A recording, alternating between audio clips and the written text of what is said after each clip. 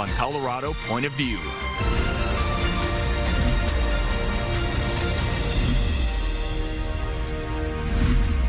I'm Matt Morrow, and this is Colorado Point of View. Congress has China on its mind right now. This past week, the U.S. agreed to a nuclear submarine deal with the U.K. and Australia. One goal is to challenge China's growing capabilities in the Pacific Ocean and to prepare for any potential conflict between China and Taiwan. Meanwhile, the threat from TikTok is now front and center in Washington, D.C. TikTok's CEO is set to testify in front of Congress later this week, and the Biden administration is now telling TikTok's Chinese parent company ByteDance sell its stake in the app or potentially get banned right here in the U.S. This comes after the U.S. Senate introduced the Restrict Act. It would give the Biden administration the power to ban the Chinese-owned video app and others just like it. And that bill has support from the White House and both parties.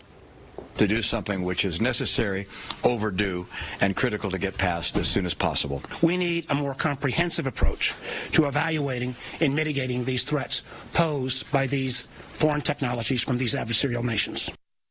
Shit it. And here now to talk about TikTok, the growing national security threat from China, and much more is Colorado Senator Michael Bennet. Senator, it's good to see you. Thank you for being here. I appreciate it. It's great to be here again. Right. In the last week, we've learned Saudi Arabia and Iran have agreed to reestablish diplomatic ties after 7 years of a lot of tension. This deal, it turns out, was brokered by China. At the end of the day, is this a good thing for America? I don't think we know yet. I don't think it's necessarily a bad thing that Saudi Arabia and Iran will tone it down a little bit. That may help the region. It could help us. It could help Israel. The fact that China brokered this deal, which is the first major deal they've brokered in the Middle East, that could have real implications for us. What kind of implications? I mean, it shows that they are a player, you know, on the global stage to stay. At this point, they're much more dependent on Middle Eastern oil than we are, which I actually think that's a good thing for us, that we're not as dependent. But it does mean that they are going to pursue their interests and their objectives in the region. I was just in the UAE. I was just in Israel with a bipartisan group of senators. And every place we went, we were talking about, you know, the importance the United States attaches to the region and the concerns we have about the relationships, some of the relationships that they're starting to pursue with China. So this is a complicated world that we're in. It certainly is. Israel, you talked about, you were there the other few weeks ago. They're very concerned about this deal, obviously, for their security reasons. We're very tied to Israel. We're tied to Saudi Arabia as well. How does the U.S. continue to work in the Middle East from here out? I spent with these other senators 2 hours with Benjamin Netanyahu in Israel, the prime minister, when we were there. And he wanted to talk about two things. Iran was one thing he wanted to talk about, and cutting a deal with Saudi Arabia, which was the other thing that he wanted to talk about. So this creates a really interesting context for that discussion, and I think that, you know, we need to make sure that we pursue our interests in a very clear-eyed way. I believe that we shouldn't have fought those two wars that lasted for 20 years in the Middle East. I'm not sure that, you know, any other country at that moment would have done that, and China has benefited from that in some respects.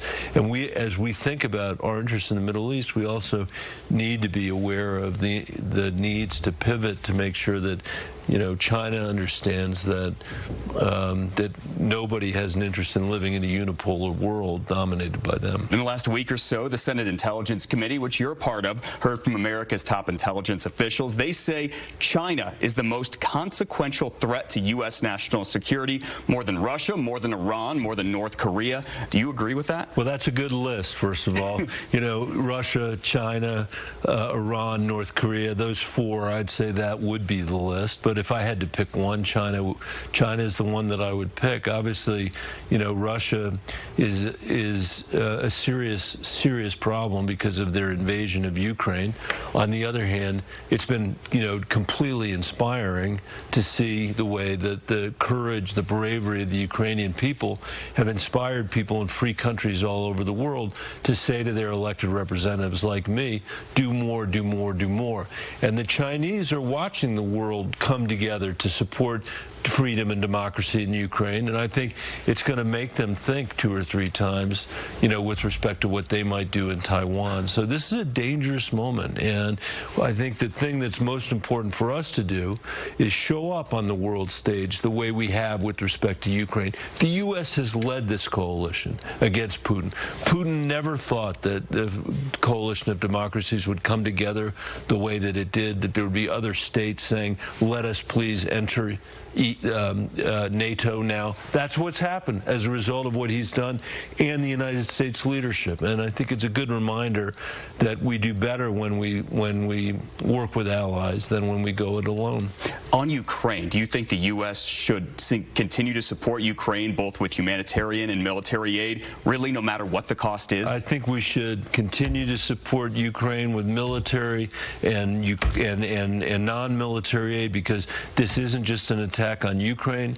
This is an attack on the West. This is an attack on democracy. The rest of this coalition needs us to lead, and I think this is a really important moment for us to show up. How should the U.S. deal with diplomatic and relations with China, as they could be a national security threat? They have consequences with what they do, yet at the same time, they're a vital trading partner to the U.S. and to business here. So first of all, I think, we were talking about this earlier. I graduated from high school in 1983, and in the 1980s and in the 1990s, there was what I would call and have called a Washington consensus that basically said, we're going to outsource everything to Southeast Asia. We're going to outsource everything to China. And that's just free trade, and we're going to have to live with the consequences of that.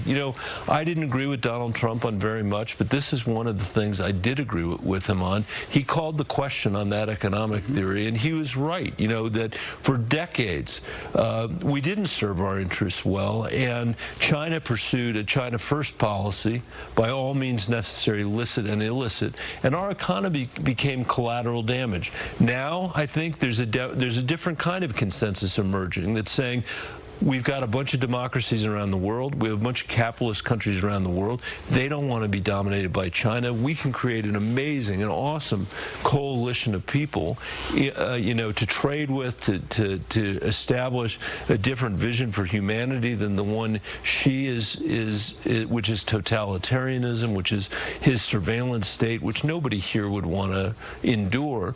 But we're going to have to compete, and we're going to have to sharpen up our mind, and I think we're going to have to pull ourselves together a little bit too. You've been a leader in the push to potentially ban TikTok all across the U.S. for reasons that the concern is that the Chinese government could get Americans' information there. How would it work if TikTok were banned for everyone in this country? I think it would, people would migrate to other platforms. It would not take the young people in this country 20 seconds to find some other place to have their dance videos or do whatever it is they want to do on TikTok. But it's serious business. This company is wholly owned by TikTok. Is wholly owned by ByteDance. ByteDance is completely subject to the Chinese Communist Party's rules on data and rules on privacy, and they can suck that data and suck that privacy at any second if they want. I met with the American CEO, and he's not an American, but the CEO of TikTok in America just a couple of weeks ago, and he said, "You're right. That's the correct reading of the law." And I just don't know why we'd want to take that risk. I can tell you this, the Chinese don't even allow TikTok in China, and if you're a kid in China, you get 2 hours of this stuff, and it's not even this stuff. It's like you're learning physics. It's not you're not doing dance videos. The Chinese are calling this digital opium, and I think the American people probably have something better to do with their time than spend 3 weeks a year on TikTok, which is what on average we're doing. Remember, it's owned by Beijing. This is not a U.S. company. You have 3 daughters. Any of them have TikTok? Have they ever had it? They have ever had it, and it's one of the things that really worries me because, I have seen an epidemic in Colorado and across this country in mental health issues that our kids are having. There is an epidemic, a mental health epidemic, a behavioral health epidemic. And I'm not saying it's all social media, but I'll tell you this, the young people that work for me in my office who are in their 20s absolutely say, thank God, all the time they say, we're so glad we didn't have social media when we were in middle school, because we see what it's doing to our younger brothers and younger sisters. That's not just about TikTok.